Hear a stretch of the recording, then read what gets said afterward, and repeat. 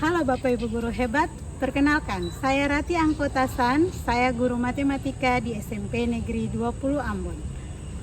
Rendahnya kemampuan numerasi siswa memiliki implikasi yang luas, baik bagi individu maupun bagi bangsa. Numerasi bukan sekadar kemampuan berhitung, tetapi juga melibatkan pemahaman konsep matematika, kemampuan berpikir logis, dan kemampuan menyelesaikan masalah. Keterampilan ini sangat krusial dalam kehidupan sehari-hari, dunia kerja, maupun dalam menghadapi tantangan global. Ketika siswa kesulitan dalam numerasi, mereka akan mengalami hambatan dalam memahami materi pelajaran lainnya seperti sains, teknologi, dan ekonomi. Hal ini tentu akan menghambat pengembangan potensi mereka secara optimal. Berikut pencapaian indikator numerasi Rapor Mutu Pendidikan SMP Negeri 20 Ambon tahun 2024. Berdasarkan gambar tersebut, terlihat bahwa kemampuan numerasi di SMP Negeri 20 Ambon masih dalam kategori sedang atau 60% peserta didik yang sudah mencapai kompetensi minimum. Pencapaian ini menjadi masalah yang harus diatasi dan diselesaikan dengan upaya-upaya yang dapat dilakukan oleh guru. Setelah melakukan observasi mendalam dan berdiskusi dengan rekan sejawat, saya mengidentifikasi beberapa faktor yang berkontribusi terhadap rendahnya kemampuan numerasi siswa. Faktor pertama adalah kurangnya pemahaman konsep dasar matematika sejak dini. Banyak siswa kesulitan memahami konsep bilangan, operasi hitung, dan penerapannya dalam kehidupan sehari-hari. Untuk mengatasi permasalahan ini diperlukan upaya yang komprehensif dari berbagai pihak. Sekolah perlu melakukan inovasi dalam pembelajaran matematika seperti mengadopsi pendekatan pembelajaran yang lebih aktif dan menyenangkan, memanfaatkan teknologi dalam pembelajaran, serta menyediakan berbagai sumber belajar yang menarik. Berdasarkan permasalahan di atas, maka saya sebagai pendidik berinisiatif untuk memperbaiki kemampuan numerasi siswa melalui proses pembelajaran diferensiasi yang menyenangkan serta memanfaatkan teknologi dalam membuat media pembelajaran.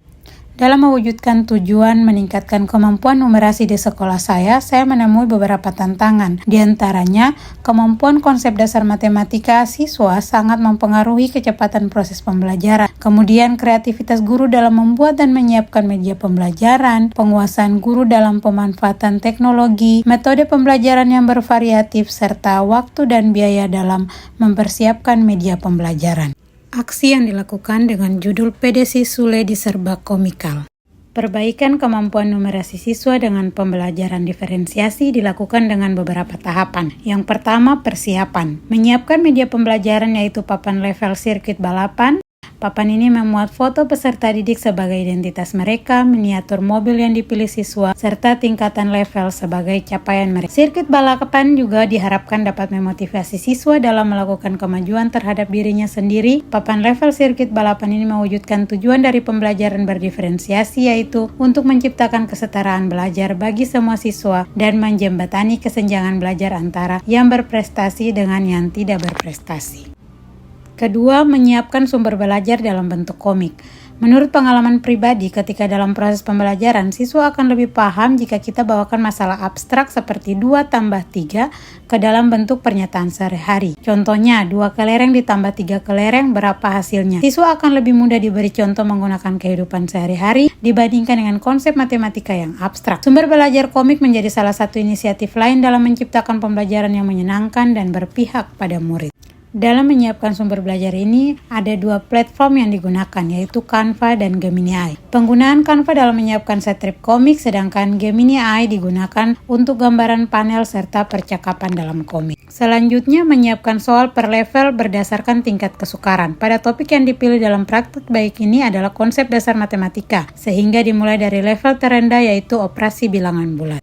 Tahapan kedua yaitu kegiatan pembelajaran. Kegiatan pembelajaran dimulai dari langkah pertama, guru menyiapkan miniatur mobil dan soal per level serta sumber belajar komik di meja, dan memberikan arahan terkait proses pembelajaran yang akan dilakukan.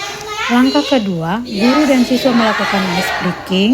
Langkah ketiga, guru meminta siswa berpasangan, kemudian melakukan suit. Siswa yang menang berkesempatan terlebih dahulu memilih miniatur mobil impian. Langkah keempat, siswa memilih miniatur mobil dan mengambil soal dan sumber belajar dimulai dari level 1, kemudian siswa menempel pada papan sirkuit balapan tepat pada level 1. Langkah kelima, siswa kembali ke tempat duduk dan mengerjakan soal level. Langkah keenam, jika siswa selesai mengerjakan, selanjutnya pekerjaan siswa akan dikoreksi guru. Langkah ketujuh, jika sudah benar, siswa akan melanjutkan dengan mengambil soal level selanjutnya, kemudian memindahkan miniatur mobil balapan sesuai tingkatan level yang dikerjakan.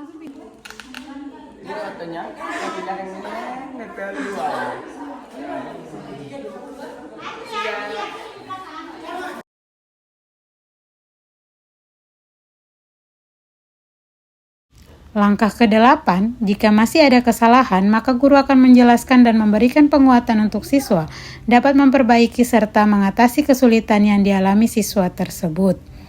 Selanjutnya langkah ke-9, jika jam pelajaran telah selesai, siswa akan menghentikan aktivitas di tingkatan level terakhir yang mereka kerjakan pada pertemuan tersebut.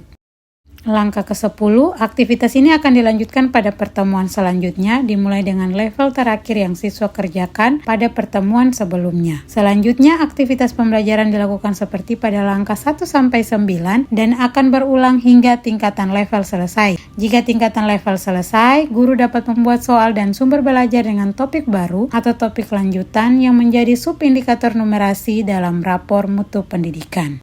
Tahapan ketiga dalam praktik baik ini yaitu pengimbasan kepada rekan guru di sekolah. Pada kesempatan berbagi praktik baik ini, saya mendesimasikan terkait pemanfaatan teknologi dalam menyiapkan media pembelajaran. Dimulai dari berbagi praktik baik menggunakan Canva dalam membuat komik, kemudian Gemini AI membantu dalam memberikan strip komik yang diinginkan serta percakapannya. Selain itu, saya juga mengimbaskan kegunaan Gemini AI dalam membantu memudahkan guru dalam membuat modul ajar seperti langkah pembelajaran, modul proyek, penguatan profil pelajar Pancasila, dan lembar kerja peserta didik. Saya memotivasi guru melalui video aktivitas pembelajaran di kelas di mana siswa terlihat aktif dan menikmati proses pembelajaran. Saya harapkan dengan berbagi praktik baik ini dapat membantu rekan guru di sekolah saya dalam menciptakan pembelajaran yang berpusat pada siswa dan memudahkan pekerjaan guru dalam menyiapkan media pembelajaran yang menarik.